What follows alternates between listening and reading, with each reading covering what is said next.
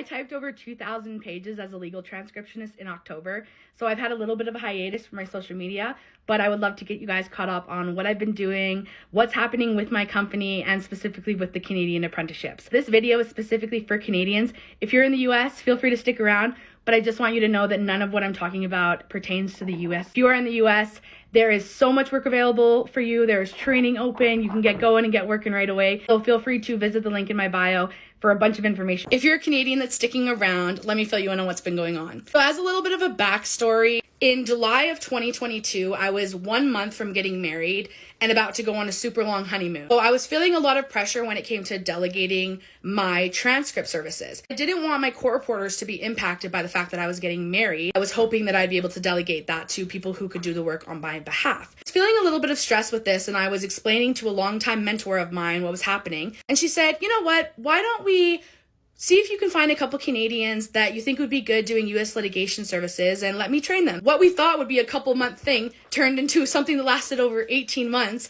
and resulted in me, number one, falling in love with social media. Number two, having a video that went incredibly viral and got over 5 million views, attracting the most incredible people into my business. Fast forward 18 months later, my business looks entirely different. I'm working with the most talented, amazing Canadians. There is lots more that are studying and ready to come to me. With a lot of careful thought and planning, I have decided that at this time I'm going to be closing the apprenticeship to Canadians with Aurora Transcription, just because I want to make sure that everybody gets through, graduated, gets working, gets situated in the field, and I can always open it up later or change what I do in the future. What does this mean if you are a Canadian and still want to get into legal transcription? Firstly, you need to figure out what type of legal transcription services do you want to provide.